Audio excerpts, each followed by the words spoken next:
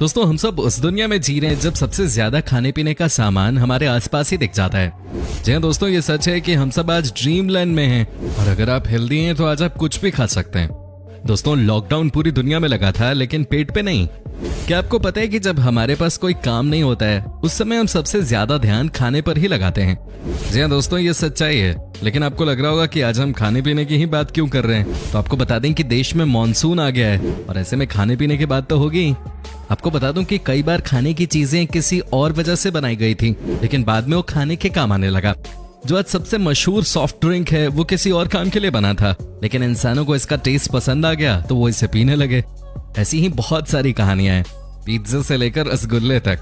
बस आप इस वीडियो का अंत तक देखते रहिएगा क्योंकि ये वीडियो होने वाली है सुपर कूल।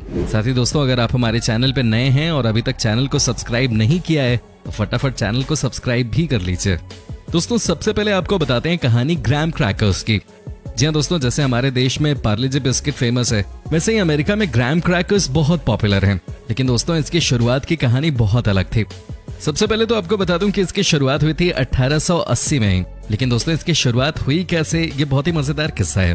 दोस्तों इस कंपनी के फाउंडर वेजिटेरियन थे और इनको लगा कि कुछ ऐसा बनाया जाए जिसे खाने के बाद सभी वेजिटेरियन लोग खुशी से पागल हो जाएं। दोस्तों दुनिया में 80% ऐसे लोग हैं जो कि मीठा खाना पसंद करते हैं। अगर आपको भी मीठा खाना पसंद है तो आप हमें कमेंट करके बता सकते हैं। दोस्तों आपको बता दूं कि इन्होंने व्हीट बिस्किट में हनी का टेस्ट डाल दिया। इनका मानना था कि आपको खाने में टेस्ट भी मिलना चाहिए और खाना पौष्टिक भी होना चाहिए। दोस्तों आपको बता दें कि इस प्रोडक्ट के 140 साल पूरे हो चुके हैं और आज भी लोग इस बिस्किट को बहुत पसंद कर रहे हैं। जैसे हम यहाँ पार्ले जी खाते हैं ना, वैसे ही अमेरिका में इस बिस्किट को खाया जाता है। दोस्तों अब हम आपको बताते हैं 7 अप की कहानी। जी हाँ दोस्तों, ये सॉफ्ट ड्रिंक है जिसे हम रोज ही पीते हैं। दोस्तों आप में से बहुत कम ही लोगों को पता होगा कि कुछ ही सालों के बाद ये सॉफ्ट ड्रिंक अपने 100 साल पूरे करने वाला है। 2019 में इसके 100 साल पूरे हो जाएंगे। दोस्तों आपको बता दूं कि चार्ल्स लीपर ग्रेग ने 1929 में 7 अप का आविष्कार किया। लेकिन दोस्तों इसकी कहानी भी कम रोमांचित करने वाली नहीं है। दोस्तों हुआ ये कि जब 7 अप की शुरुआत होनी थी उससे पहले ही मार्केट में किसी ने ऑरेंज फ्लेवर का जूस लॉन्च कर दिया। ऐसे में अब चार्ल्स के पास एक ही ऑप्शन था कि कुछ ऐसा लॉन्च करें जो कि मार्केट में सबसे अलग हो, जो कि सबसे अनोखा हो। ऐसे में इन्होंने लेमन ड्रिंक की शुरुआत की। जी हाँ दोस्तों, आपको बता दूं कि ये पहली बार हुआ था जब मार्केट में लेमन ड्रिंक को लॉन्च किया गया था। दोस्तों अमेरिका के लोगों को ये ड्रिंक बहुत पसंद आया। लोगों ने इसे खूब खरीदना शुरू कर दिया। लेकिन दोस्तों कहते हैं ना कि जब आप ऊपर चढ़ रहे होते हैं तो कई लोग ऐसे भी होते हैं जो आपको नीचा दिखाने की कोशिश करते हैं। दोस्तों 7 अप के साथ भी कुछ ऐसा ही देखने को मिला। जी हाँ दोस्तों, हुआ ये कि इनके कई कॉम्पिटिटर्स ने ये कहना शुरू कर दिया कि इस ड्रिंक में कुछ ऐसा मिला हुआ है जिसे पीते ही इंसान बीमार हो सकते हैं। ये ड्रिंक आपके शरीर के लिए अच्छा नहीं है, ये बोला गया। तमाम तरह की नेगेटिव बातें इस ड्रिंक के लिए कही जाने लगी। लेकिन अंत में दोस्तों सच्चाई जीत की ही होती है। जांच पड़ताल के बाद ये तमाम खबरें झूठी साबित हुई और उसके बाद से 7 अप एक बड़ा ब्रांड बन गया। क्या आपको 7 अप पसंद है? कमेंट करके जरूर बताएं। दोस्तों अब हम आपको बताते हैं कोका कोला की कहानी। दोस्तों कई लोगों को लगता है कि कोका कोला की शुरुआत 1886 में हुई। लेकिन दोस्तों आपको बता दें कि कोला प्रोडक्ट की शुरुआत उससे भी पहले हो चुके थे। दोस्तों आपको जानकर हैरानी होगी कि 1863 में ही कोको वाइन तैयार हो चुके थे जो कि फ्रांस में बहुत प्रसिद्ध हुई। जी हाँ, कहा जाता है कि कोक फ्लेवर वाली वाइन ने तहलका मचा दिया था पूरे यूरोप में। लोगों को ये वाइन खूब पसंद आ रही थी, सब इसे पीना चाहते थे। साथ ही दोस्तों इसके बारे में ये भी कहा जाता है कि आपके हेल्थ के लिए भी बहुत ही अच्छी चीज है।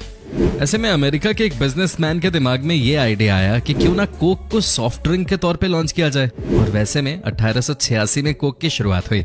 शुरुआती दिनों में इसे काफी स्ट्रगल करना पड़ा लेकिन धीरे धीरे ये रफ्तार पकड़ने लगा और उसके बाद इसकी सफलता की कहानी तो हम सब जानते ही हैं।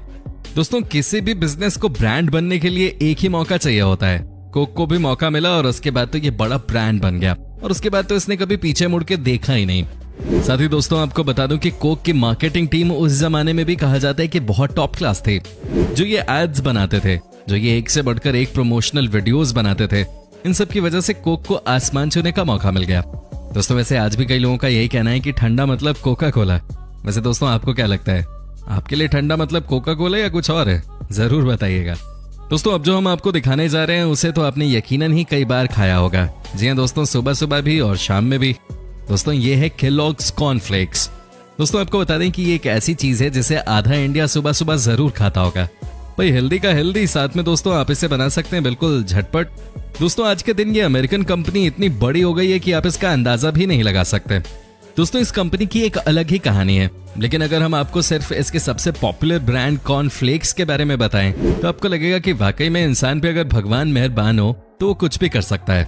दोस्तों कॉर्नफ्लेक्स की शुरुआत भयानक गरीबी की वजह से हुई थी। कहते ना कि आवश्यकता ही आविष्कार की जननी है। जो कंपनी के फाउंडर्स थे केलॉग्स ब्रदर्स, वो एक समय इतने गरीब थे कि जैसे तैसे उनका काम चलता था, लेकिन दोस्तों उनका दिमाग बहुत तेज था। दोस्तों हुआ ये कि एक बार ये दोनों भाई मक्के के आटे को सीधा ऐसे ही खा रहे थे, हालांकि इनको ऑब्वियसली ये पसंद नहीं आया। इसके बाद फिर होना क्या था, इन दोनों ने फैसला किया कि क्यों ना इसे रोस्ट कर दिया जाए।